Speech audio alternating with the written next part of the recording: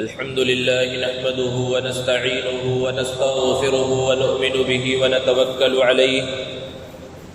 ونعوذ بالله من شرور أنفسنا ومن سيئات أعمالنا من يهد الله فلا مضل له ومن يضلل فلا هادي له ونشهد أن لا إله إلا الله وحده لا شريك له ونشهد أن سيدنا ومولانا محمدا عبده ورسوله صلى الله تعالى عليه وعلى آله وأصحابه وبارك وسلم تسليما كثيرا كثيرا أما بعد فأعوذ بالله من الشيطان الرجيم بسم الله الرحمن الرحيم يا أيها الذين آمنوا كتب عليكم الصيام كما كتب على الذين من قبلكم لعلكم تتقون وعن عبد الله بن عباس رضي الله تعالى عنهما قال فرض رسول الله صلى الله عليه وسلم زكاة الفطر طهرة للصائم من اللغو والرفث وطعمة للمساكين فمن أداها قبل الصلاة فهي زكاة مقبولة ومن أداها بعد الصلاة فهي صدقة من الصدقات أو كما قال عليه الصلاة والسلام۔ معزز سامعین کرام، بزرگوں اور دوستوں، رمضان کا مبارک محترم مہینہ گزر رہا ہے۔ اس کا اکثر حصہ گزر چکا اور بہت تھوڑا سا حصہ باقی ہے۔ جو حصہ گزر چکا ہے اس میں جو کوتاہیاں ہم سے ہوئی، اللہ رب العزت اس کو معاف فرمائے، اور جو حصہ باقی ہے اس کے ایک ایک لمحے کی صحیح طرح سے قدر کرنے کی توفیق عطا فرمائے۔ دوستو، اللہ تبارک و تعالی نے جہاں روزوں کا حکم دیا ہے تو براہ راست ایمان والوں کو مخاطب کیا۔ یہ امت محمدیہ کی ایک خصوصیت ہے کہ اللہ رب العزت ایمان والوں کو، مسلمانوں کو اور نبی کریم صلی اللہ علیہ وسلم کی امت کو براہ راست مخاطب کرتے ہیں۔ بنی اسرائیل جو بہت بڑی قوم ہے اور ہزاروں انبیاء کرام علیہ السلام بنی اسرائیل کے اندر تشریف لائے، لیکن اللہ تبارک و تعالیٰ نے بنی اسرائیل کو کبھی براہ راست مخاطب نہیں کیا۔ ایک مرتبہ جب اللہ رب العزت نے بنی اسرائیل کو براہ راست مخاطب کیا تو وہ اتنے خوش ہوئے کہ ان کی زبان سے یہ الفاظ نکلے، نحن ابناء اللہ و احباؤہ، کہ ہم تو اللہ کے بیٹے ہیں، اللہ کے محبوب ہیں۔ قربان جائیے اللہ رب العزت کے اس انداز بیان پر کہ اللہ تبارک و تعالیٰ نے قرآن مجید میں مسلمانوں کو، امت محمدیہ کو تقریباً 88 مقامات پر براہ راست مخاطب کیا۔ انہی مقامات میں سے وہ مقام بھی ہے جہاں پر اللہ رب العزت نے روزوں کی فرضیت کو بیان فرمایا ہے، اور براہ راست اللہ رب العزت نے کہا یا ایھا الذین آمنو، اے ایمان والو، اے وہ لوگو جو ایمان لائے ہو۔ ایک روزے دار کا اللہ رب العزت کے نزدیک بہت بڑا مقام و مرتبہ ہے۔ کتنا بڑا مقام و مرتبہ ہے؟ نبی کریم صلی اللہ علیہ وسلم نے ارشاد فرمایا کہ جو عرش کے اٹھانے والے فرشتے ہیں، حاملین عرش ہے، رمضان میں ان کی ڈیوٹی کو بدل دیا جاتا ہے اور انہیں کہا جاتا ہے کہ جو روزے دار بندے ہیں وہ دعا کریں، ان کی دعا پر آمین کہو، تم ان کے لیے دعائے مغفرت کرو۔ اتنا بڑا مقام و مرتبہ ہے۔ اور حدیث میں اللہ کے رسول صلی اللہ علیہ وسلم نے ارشاد فرمایا کہ روزے دار کے واسطے سمندر میں اور تالابوں میں جو مچھلیاں ہیں وہ اس کے لیے دعا کرتی ہیں۔ یہ مقام اور یہ مرتبہ اللہ رب العزت نے کیوں عطا فرمایا؟ محدثین اس کی حکمت بیان فرماتے ہیں کہ اللہ رب العزت کا ایک اصول ہے کہ اللہ تبارک و تعالیٰ جب کسی بندے سے محبت کرنے لگتے ہیں تو آسمانوں میں پہلے اعلان کیا جاتا ہے کہ فلاں بندے سے اللہ رب العزت کو محبت ہے، لہذا تم لوگ بھی اس سے محبت کرو۔ تو ساتویں آسمان کے جو فرشتے ہیں وہ اس سے محبت کرنے لگ جاتے ہیں، اور پھر اس کے بعد ان کے دیکھا دیکھی چھٹے آسمان کے جو فرشتے ہیں وہ اس سے محبت کرنے لگ جاتے ہیں، یہاں تک کہ سارے آسمان میں جو فرشتے ہیں وہ اس بندے سے محبت کرنے لگ جاتے ہیں۔ اور روزے دار بندے سے اللہ رب العزت کو محبت ہے تو آسمانوں کے سارے فرشتے روزے دار بندے سے محبت میں لگ جاتے ہیں۔ ثم يوضع له القبول في الارض، پھر اس کے آگے کیا ہوتا ہے کہ زمین میں بھی اس کے لیے مقبولیت رکھ دی جاتی ہے، اور زمین کی مخلوقات بھی اس بندے سے محبت کرنے لگتی ہیں، اور زمین کے اندر ایک نچلا جو درجہ ہے وہ سمندر کی تہ ہے، اور سمندر کی تہ کے اندر مچھلیاں ہوتی ہیں، تو آغاز ہوا تھا محبت کا آسمانوں سے، اور پھر زمین کی تہ کے اندر، سمندر کی تہ کے اندر تک جو مخلوق ہے وہ بھی اس بندے سے محبت کرنے لگتی ہیں۔ اور مچھلیاں اس انداز میں کہتی ہیں کہ پروردگار عالم جب فلاں بندے سے آپ کو محبت ہے تو اس محبت کا تقاضا یہ ہے کہ اسے معاف کر دیا جائے، اس کی ضرورتوں کو پورا کر دیا جائے، اس کی جائز تمناؤں کو پورا کر دیا جائے۔ یہ روزے دار بندے کا مقام اور مرتبہ ہے۔ دنیا کے اندر انسان بددعاؤں سے بچنے کی کوشش کرتا ہے، والدین کی بددعا سے بچنا چاہتا ہے، اساتذہ کی بددعا سے بچنا چاہتا ہے، بلکہ فقیروں تک کی بددعا سے انسان بچنے کی کوشش کرتا ہے۔ جس طرح عام طور پر جو فقیر ہے وہ آپ سے کچھ مانگے تو اگر کچھ ہے تو دے دیا، اور کبھی کچھ نہیں ہوتا یا نہیں دینے کا ارادہ ہوتا تو بولتے بھائی معاف کر دو یا آگے جاؤ، تو بہت سے فقیر ہیں وہ آگے چلے جاتے ہیں۔ لیکن اگر کوئی منہ پھٹ فقیر ہے تو وہ الٹی سیدھے الفاظ زبان سے نکالنے لگتا ہے کہ بھئی تیرا ستیہ ناس ہو جائے، تیرا کاروبار تباہ ہو جائے، تیری اولاد برباد ہو جائے۔ بعض ہوتے ہیں دماغ ان کا ٹھکانے پر نہیں ہوتا، اس طرح ان کی زبان سے الفاظ نکلتے ہیں، آدمی پریشان ہو جاتا ہے کہ کہیں اس کی بددعا لگ نہ جائے، اور اس کی بددعا کی وجہ سے کہیں میرا کاروبار نہ تباہ ہو جائے، کہیں میرے اولاد کو نقصان نہ ہو جائے، کہیں میرے کاروبار کی ترقی رک نہ جائے۔ اور پھر نہ چاہتے ہوئے بھی، دینے کا ارادہ نہیں تھا لیکن اب پھر جیب میں ہاتھ ڈالتا ہے، کچھ ہوتا ہے تو نکال کر دیتا ہے، اور نہیں ہوتا تو بازو والے سے قرض لے کر نکال کر اسے دیتا ہے۔ کیوں؟ کیونکہ اسے ڈر ہے کہ کہیں اس کی بددعا نہ لگ جائے۔ تو ہر ایک کی بددعا سے بچنے کی فکر ہے، لیکن اگر فکر نہیں ہے تو پیارے آقا محمد عربی صلی اللہ علیہ وسلم کی بددعا سے بچنے کی فکر نہیں ہے۔ آپ نے سنا کہ اللہ کے رسول صلی اللہ علیہ وسلم نے ایسے روزے دار کو بددعا دی کہ رمضان کا مبارک مقدس اور محترم مہینہ آئے، کسی مسلمان کے سامنے اسے ملے اور پھر وہ اپنی مغفرت کا، اپنی بخشش کا سامان نہ کر لے، اس کے لیے اللہ کے رسول صلی اللہ علیہ وسلم نے بددعا دی۔ زبان سے تو کوئی نہیں کہتا کہ مجھے فکر نہیں ہے، لیکن عمل کے ذریعے مسلمان یہی کر کے دکھلا رہے ہوتے ہیں کہ رمضان کا مہینہ آ گیا، اور جو قدر کرنے والے ہیں وہ تو قدر کر رہے ہیں، لیکن کتنا بڑا طبقہ مسلمانوں کا اور صحت مند لوگوں کا اور نوجوانوں کا ایسا ہے جو کھلے عام ہوٹلوں پر چائے نوشی کر رہا ہے، ہوٹلوں کے باہر پان ڈبوں پر کھڑے ہو کر سگریٹ اور بیڑی دن کے اوقات میں پھونک رہا ہے۔ کوئی ڈر نہیں ہے، ایسا محسوس ہوتا ہے اللہ کا ڈر نکل گیا ہے دلوں سے۔ یہ کھلے عام رمضان کی بے قدری نہیں ہے، یہ کھلے عام اللہ کے رسول صلی اللہ علیہ وسلم کی بددعاؤں کا مستحق بننا نہیں ہے۔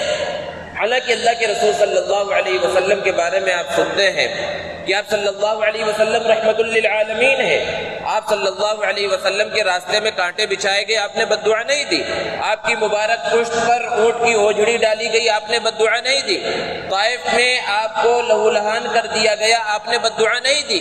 آپ صلی اللہ علیہ وسلم کی بیٹیوں کو طلاق دلوائی گئی، آپ صلی اللہ علیہ وسلم نے بددعا نہیں دی۔ آپ صلی اللہ علیہ وسلم کی زوج محترمہ پر الزام لگایا گیا، تہمت لگائی گئی، آپ نے بددعا نہیں دی۔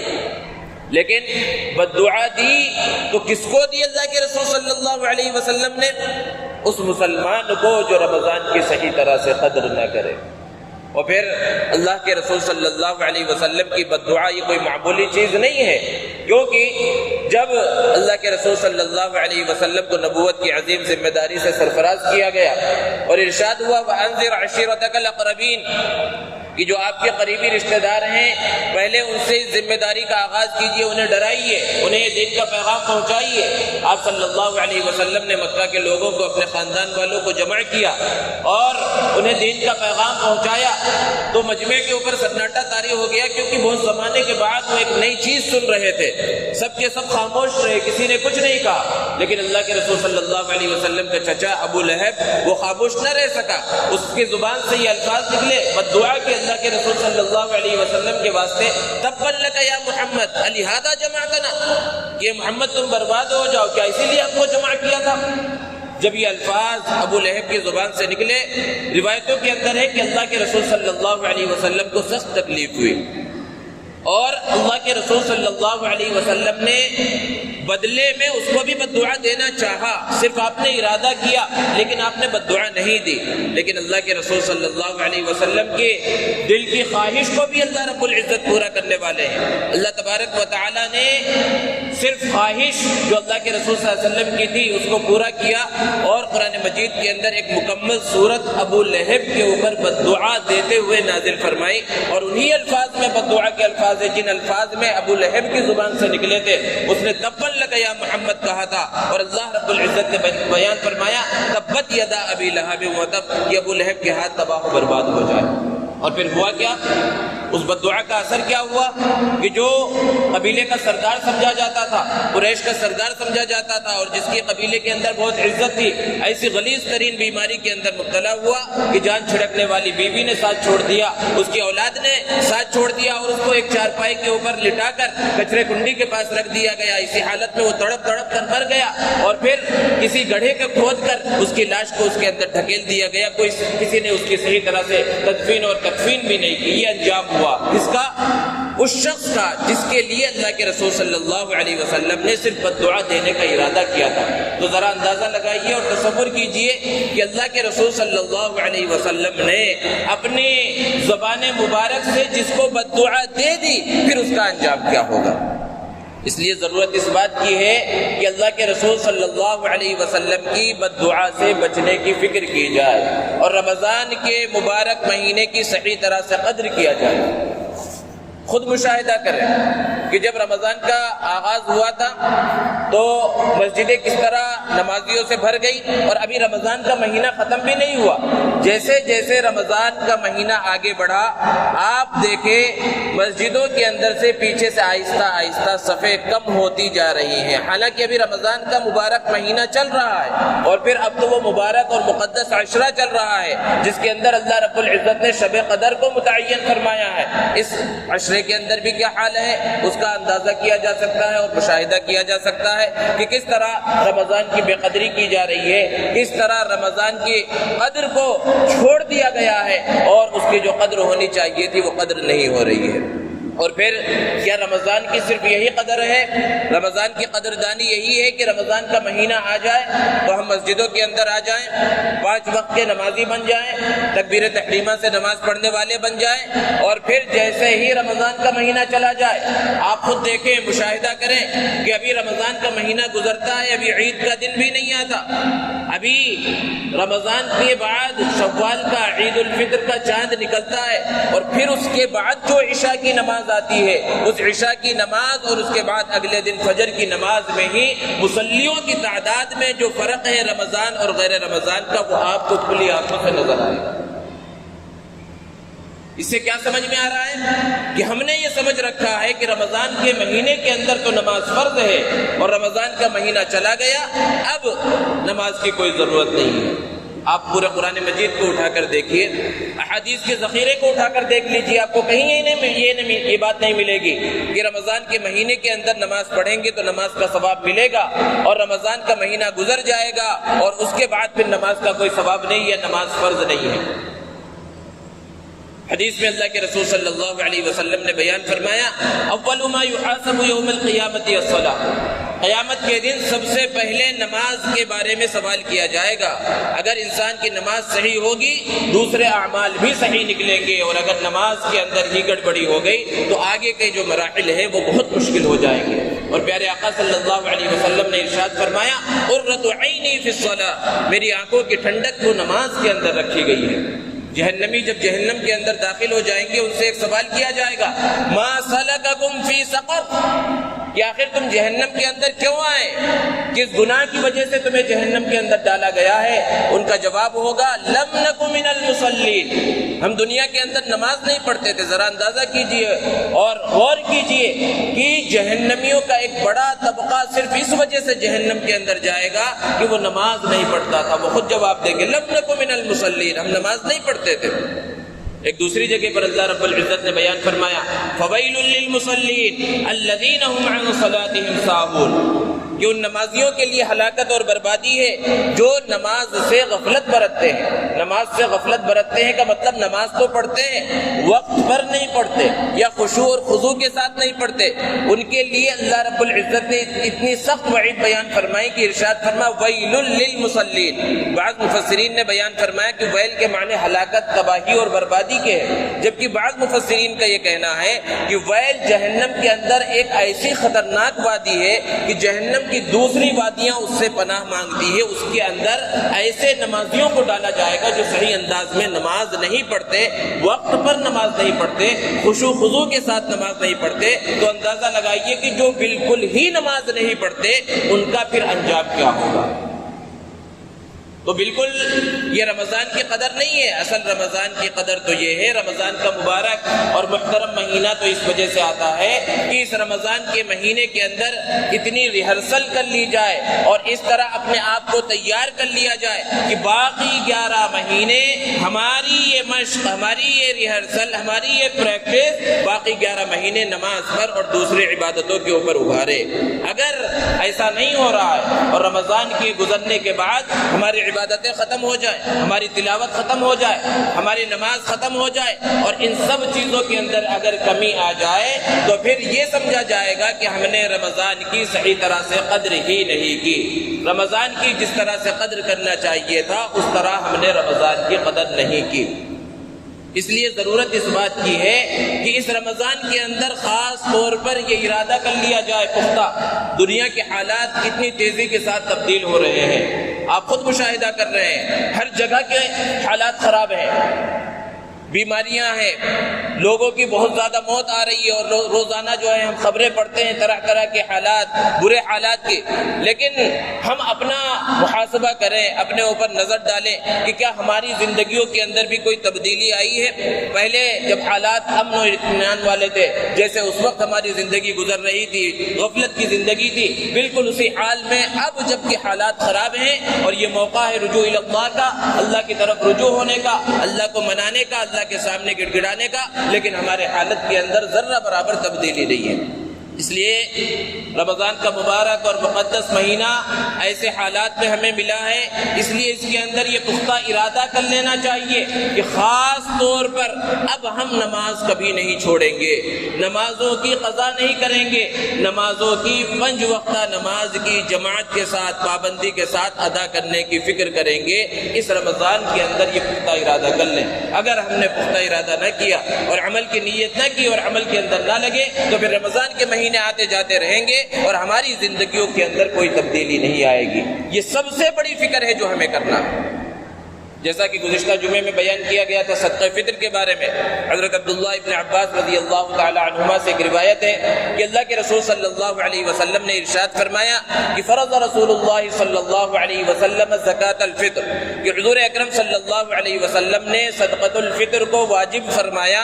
اور اس کے 2 مقصد بیان فرمائے۔ پہلا مقصد طہرۃ للصائم من اللغو والرفث، کہ روزے دار ہے اور روزے دار انسانی ہے، رمضان کی صحیح طرح سے قدر کرنی چاہیے تھی، روزہ رکھ لیا، اب روزے کی صحیح انداز میں قدر کرنی چاہیے تھی، لیکن کچھ نہ کچھ کمی اور کوتاہی ہو جاتی ہے، زبان سے کچھ غلطیاں ہو جاتی ہیں، دیگر اعضاء سے کچھ غلطیاں ہو جاتی ہیں۔ اللہ کے رسول صلی اللہ علیہ وسلم نے بیان فرمایا طہرۃ للصائم من اللغو والرفث، جو کچھ کمی کوتاہی ہو گئی ہے صدقۃ الفطر کے ذریعے اللہ رب العزت اس کمی کوتاہی کو پورا فرما دیں گے۔ ایک مقصد صدقۃ الفطر کا یہ ہے، اور دوسرا اہم مقصد وطعمۃ للمساکین، کہ مسکینوں، غریبوں اور فقیروں کی عید کا سامان ہو جائے گا، ان کے کھانے پینے کا کچھ انتظام ہو جائے گا۔ ان 2 مقاصد کے لیے اللہ رب العزت نے صدقۃ الفطر کو واجب فرمایا ہے۔ اور پھر آگے اللہ کے رسول صلی اللہ علیہ وسلم نے بیان فرمایا فمن اداها قبل الصلاة فهي زکاۃ مقبولہ، کہ یہ کب ادا کرنا ہے؟ عید الفطر کی نماز سے پہلے اس کو ادا کرنا ہے تو وہ صدقۃ الفطر مقبول ہوگا۔ اور اگر جس کے اوپر صدقۃ الفطر واجب تھا، عید الفطر بھی گزر گئی، عید کی نماز بھی پڑھ لیا، تب بھی اسے ادا ہی کرنا ہے، لیکن جو ثواب صدقۃ الفطر کا ملنا چاہیے تھا وہ نہیں ملے گا، عام صدقے کا اب ثواب ملے گا۔ فهي صدقۃ من الصدقات، اور پھر یہ صدقۃ الفطر کس پر واجب ہے؟ جو صاحب نصاب ہے، جس کے پاس بھی 52.5 تولہ چاندی کے بقدر ملکیت کے ہے یا اس کی مالیت اس کے پاس موجود ہے، چاہے اس کے پاس اس کی ضروریات اصلیہ سے زائد کچھ ایسا سامان ہے جس کو وہ استعمال نہیں کرتا اور اس کی قیمت 52.5 تولہ چاندی تک پہنچ جاتی ہے، تو اس شخص کے اوپر بھی اس کی اپنی طرف سے اور اپنے نابالغ اولاد کی طرف سے صدقۃ الفطر کا نکالنا واجب ہے۔ زکوٰۃ کے اندر اور صدقۃ الفطر کے اندر بڑا فرق ہے۔ زکوٰۃ کے واجب ہونے کے واسطے مال کا مال نامی ہونا ضروری ہے، یعنی ایسا مال جو بڑھتا ہو اور اس کے اندر بہت ساری شرائط ہیں، اس میں سال کا گزرنا ہے، جبکہ صدقۃ الفطر کے اندر کوئی سا بھی مال انسان کے پاس ہو جو تقریباً 62 گرام چاندی کے برابر ہو، یعنی 52.5 تولہ چاندی جو عام طور پر کہہ دیا جاتا ہے، جو تقریباً 30 35 اور 40 ہزار کے درمیان ہوتا ہے، اگر اتنی مالیت کسی کے پاس ہے، وہ نقد روپیوں کی شکل میں ہو، سونے چاندی کی شکل میں ہو، مال تجارت کی شکل میں ہو، یا کہیں پر انویسٹ کر رکھا ہے اور اتنے پیسے وہاں لگے ہوئے ہیں، یا پھر اس کے پاس ضرورت سے زائد سامان جیسے 1 سے زائد گاڑیاں، 1 سے زائد موبائل وغیرہ ہے اور ان کی قیمت بھی 52.5 تولہ چاندی تک پہنچ جاتی ہے، تو اس شخص کے اوپر اپنی طرف سے اور اپنے نابالغ اولاد کی طرف سے صدقۃ الفطر کا نکالنا واجب ہے۔ گھر کے اندر جو بالغ اولاد ہیں یا بیوی ہے، اس کی طرف سے اس شخص کے اوپر نکالنا واجب نہیں، لیکن عام طور پر مرد جب گھر کی ساری ضروریات کو پورا کرتا ہے اور اگر جوائنٹ فیملی ہو اور وہ اپنے بالغ اولاد کی طرف سے بھی نکالے اور بیوی کی طرف سے نکالے تو ان کی طرف سے بھی ادا ہو جائے گا۔ بالغ اولاد کی طرف سے دراصل ان کا اگر وہ خود صاحب نصاب ہیں تو ان کی طرف سے اپنا نکالنا واجب ہوتا ہے، اور پھر صدقۃ الفطر کے جو مستحق ہیں وہی لوگ ہیں جو زکوٰۃ کے مستحق ہے۔ صرف ایک فرق اس کے اندر فقہا نے یہ بیان فرمایا ہے کہ زکوٰۃ کسی غیر مسلم کو نہیں دی جا سکتی، لیکن صدقۃ الفطر اگر ہمارے اڑوس پڑوس میں غیر مسلم رہتے ہیں اور وہ مستحق ہیں تو صدقۃ الفطر کی رقم مسلمانوں کے ساتھ ساتھ غیر مسلموں کو بھی دی جا سکتی ہے۔ اور اب جیسے حالات چل رہے ہیں دنیا کے اور بیماریوں کے حالات چل رہے ہیں، اور بہت سی مرتبہ بیماری کے اندر جن چیزوں کی اب ضرورت پڑ رہی ہے، جیسے کہ سب سے بڑا مسئلہ جو ہے آکسیجن کا ہے، تو ایسے حالات میں رمضان کا مہینہ اللہ کے رسول صلی اللہ علیہ وسلم کے بارے میں ہے کہ آپ کی سخاوت تو ہمیشہ چلتی رہتی تھی، لیکن رمضان کے مہینے کے اندر آپ کی سخاوت کے اندر اور زیادہ اضافہ ہو جاتا تھا۔ اس لیے اپنے اڑوس پڑوس میں محلے کے اندر کہیں پر بھی اگر کچھ لوگ ایسے ہوں جنہیں کسی مدد کی ضرورت ہو اور ہمارے اندر استطاعت ہو کہ اسی درجے کے اندر ہم ان کی مدد کر سکتے ہوں، چاہے وہ مسلمان ہو یا غیر مسلم ہو، مذہب کو سامنے نہ رکھیں، اور انسانیت کی بنیاد پر اب ہر مسلمان کی یہ ذمہ داری ہے کہ ہر ایک کی مدد کرنے کی کوشش کریں، جس چیز کو ان تک پہنچایا جا سکتا ہے ان تک پہنچانے کی کوشش کی جائے۔ یہ سب سے بڑی ذمہ داری مسلمانوں کی ہے۔ دوستو، یہ آخری جمعہ ہے، عام طور پر لوگوں کی زبان پر جمعۃ الوداع کے نام سے جو ہے یہ جمعہ جانا جاتا ہے، یعنی رمضان کا جو آخری جمعہ ہوتا ہے لوگ جمعۃ الوداع اسے کہتے ہیں، اور یہ سمجھا جاتا ہے کہ اس جمعے کے عام جمعوں کے مقابلے میں زیادہ فضیلت ہے۔ حالانکہ شریعت کے اندر ایسی کوئی فضیلت کہ آخری جو جمعہ ہے اس جمعے کی کوئی خاص فضیلت دیگر جمعوں کے مقابلے میں بیان کی گئی ہو، ایسا اللہ کے رسول صلی اللہ علیہ وسلم نے کہیں پر بھی بیان نہیں فرمایا۔ اب بہت سے لوگ ایسے ہیں جو اس جمعے کے روزے کو بڑا روزہ سمجھتے ہیں، اب دین کی بنیادی معلومات نہ ہونے کی وجہ سے وہ پورے مہینے انہوں نے روزہ ہی نہیں رکھا، اور یہ سمجھتے ہیں کہ آخری جمعے کو ایک بڑا روزہ رکھ لیا جائے گا، پورے روزوں کا کفارہ ہو جائے گا۔ یہ بیچارے جو پورے 30 دنوں کا روزہ رکھ رہے ہیں، ان کا روزہ چھوٹا ہے، اور آخری دن کا آخری جمعے کا روزہ رکھ کر وہ بڑا روزہ اور سارے روزوں کا کفارہ۔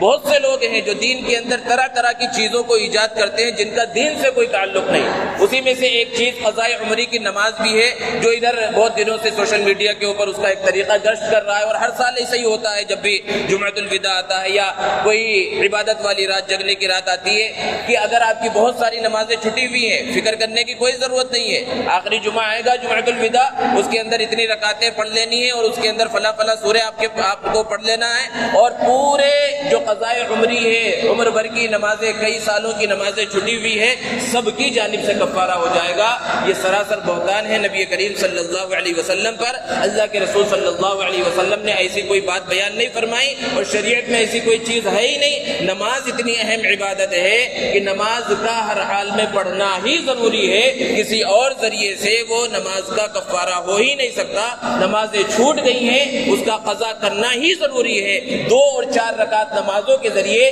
پوری عمر کی نمازوں کا جو ہے کفارہ نہیں ہو سکتا، اس کو بھی سمجھنے کی ضرورت ہے۔ یہ غلط فہمی ہے جو پھیلائی گئی ہے۔ تو بہرحال یہ ایک آخری جمعہ ہے، اس کے بعد جو جمعہ آئے گا ہو سکتا ہے اسی دن عید ہو یا اس سے ایک دن پہلے عید ہوگی۔ اور جو آخری رات آتی ہے، جو چاند رات جو کہلاتی ہے، یہ بہت اہم رات ہے، جیسا کہ ابھی ابتدا کے اندر آیا گزرا، یہ بات بیان کی گئی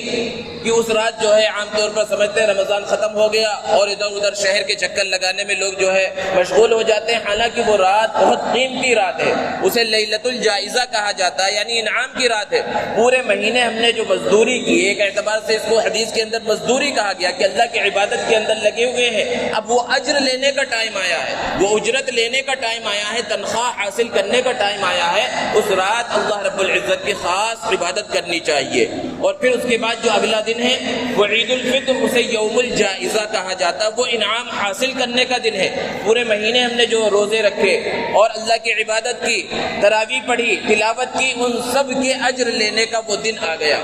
اور اس دن شکرانے کے طور پر 2 رکعت عید الفطر کی نماز پڑھی جاتی ہے عیدگاہ کے اندر، یا جیسے حالات و مسجدوں میں بھی بعض مرتبہ ادا کی جاتی ہے۔ تو ہونا تو کیا چاہیے کہ وہ عید کا دن تو عبادت کا دن ہے، اللہ کو منانے کا دن ہے، اللہ سے لینے کا دن ہے، عیدگاہ کے اندر پہلے پہنچ جائے اور عید کی نماز بالکل سکون اور اطمینان کے ساتھ ادا کریں۔ لیکن ہوتا کیا ہے، وقت کو بھی متعین کر دیا جاتا ہے کہ اتنے بجے عید کی نماز ہوگی، اور بار بار اعلان کیا جاتا ہے بھئی عید کی نماز کا وقت قریب آ رہا ہے، لیکن لوگ گھروں سے نکلنے کے واسطے تیار نہیں ہوتے اور بالکل اس وقت پہنچتے ہیں جب نماز کھڑی ہو جاتی ہے۔ اور عام طور پر عید سے پہلے بیان تھوڑا مختصر سا ہوتا ہے، اس میں عید کی نماز کا طریقہ بھی بتا دیا جاتا ہے، کیونکہ سال میں صرف 2 مرتبہ نماز ادا کی جاتی ہے، عام طور پر لوگوں کے ذہنوں میں ہوتا نہیں۔ لیکن وہ جو عید کی نماز کا طریقہ بتایا جاتا ہے وہ تو ان لوگوں کے واسطے ہوتا ہے جو وہاں موجود ہیں اور وہ سن لیتے ہیں، لیکن ایک بہت بڑا طبقہ ایسا ہوتا ہے جو بعد میں پہنچتا ہے، جب امام تکبیر تحریمہ کہہ چکا ہوتا ہے، جب وہ طبقہ پہنچتا ہے، اب انہیں معلوم ہی نہیں ہے، ادھر ادھر دیکھ رہے ہیں، آس پاس والوں کو دیکھ کر نماز ادا کر رہے ہیں، یا پھر اب دیر ہو گئی تو پھر عید کی نماز کس انداز میں ادا کی جائے گی وہ معلوم نہیں ہو۔ اس لیے اس بات کو مناسب سمجھا گیا کہ اگر پہلے تو بالکل یہ کوشش ہونی چاہیے کہ عیدگاہ کے اندر عید کی نماز سے پہلے ہی ہم اطمینان اور سکون کے ساتھ پہنچ جائیں اور اطمینان اور سکون کے ساتھ نماز کو ادا کریں، اور جو طریقہ اگر نہیں بھی معلوم ہے پہلے بتا دیا جائے، غور سے سن لیا جائے، اس کے مطابق ادا کیا جائے۔ لیکن کسی وجہ سے اگر کسی کو دیر ہو گئی اور نماز شروع ہو گئی اور امام جیسے کہ تکبیر تحریمہ کے بعد ثنا پڑھی جاتی ہے، پھر 3 زائد تکبیریں جو عید کی ہے کہی جاتی ہیں، اور تینوں تکبیروں میں ہاتھوں کو کانوں تک اٹھایا جاتا ہے، امام نے یہ تینوں تکبیریں کہہ دی، اب کوئی شخص پہنچا، اب اس کے لیے کیا حکم ہے؟ اس کا حکم یہ ہے کہ وہ تکبیر تحریمہ کہہ کر نماز میں شامل ہو جائے، اور امام اگر ابھی قرات کر رہا ہے تو وہ تینوں زائد تکبیریں اللہ اکبر کہہ لے اسی حال میں، اور پھر نماز میں شامل ہو جائے۔ اب کچھ اور سست لوگ ہیں کہ قرات بھی مکمل ہو گئی، امام رکوع کے اندر چلا گیا ہے، اب اس وقت پہنچے، تو اندازہ لگائے کہ اگر ہم تکبیر تحریمہ کے بعد 3 زائد تکبیریں کہہ کر کیا رکوع کو حاصل کر سکتے ہیں؟ اگر رکوع ملنے کی امید ہے تو تکبیر تحریمہ کے بعد 3 زائد تکبیریں کہہ کر رکوع کے اندر شامل ہو جائے۔ لیکن اگر یہ اندیشہ ہو کہ اگر ہم تکبیر کہنے میں لگیں گے تو یہ پہلی رکعت چھوٹ جائے گی، امام جو ہے رکوع سے اٹھ جائے گا، تو پھر فوراً تکبیر تحریمہ کہہ کر رکوع کے اندر چلے جائیں، اور رکوع کے اندر رکوع کی تسبیح پڑھنے کے بجائے ہاتھ اٹھائے بغیر 3 مرتبہ اللہ اکبر کہیں، اور پھر اس کے بعد نماز کو مکمل کریں۔ اب کچھ ایسے بھی لوگ ہوں گے جو اس سے بھی دیر میں پہنچیں گے، یہ رکعت ہی نکل چکی، پہلی رکعت ہی نکل گئی، دوسری رکعت کے اندر شامل ہوئے، پہلی رکعت کا رکوع نہیں ملا، تو جب امام سلام پھیرے گا تو جس طرح مسبوق جس کی رکعت چھٹی ہوئی ہوتی ہے وہ نماز مکمل کرنے کے واسطے کھڑا ہوتا ہے، وہ دوبارہ نماز کے لیے کھڑا ہو، لیکن ثنا پڑھنے کے بعد تکبیر نہیں کہے گا، زائد تکبیر ہے، ثنا پڑھنے کے بعد عام نمازوں کی طرح سورہ فاتحہ پڑھے گا، سورت پڑھے گا، اور رکوع سے پہلے 4 تکبیریں کہے گا، جس میں سے 3 عید کی تکبیریں زائد تکبیریں ہوں گی جس میں کانوں تک ہاتھ کو اٹھایا جائے گا، اور چوتھی رکوع کی تکبیر کہہ کر پھر نماز رکوع کیا جائے گا، اور پھر اس کے بعد نماز کو مکمل کیا جائے گا۔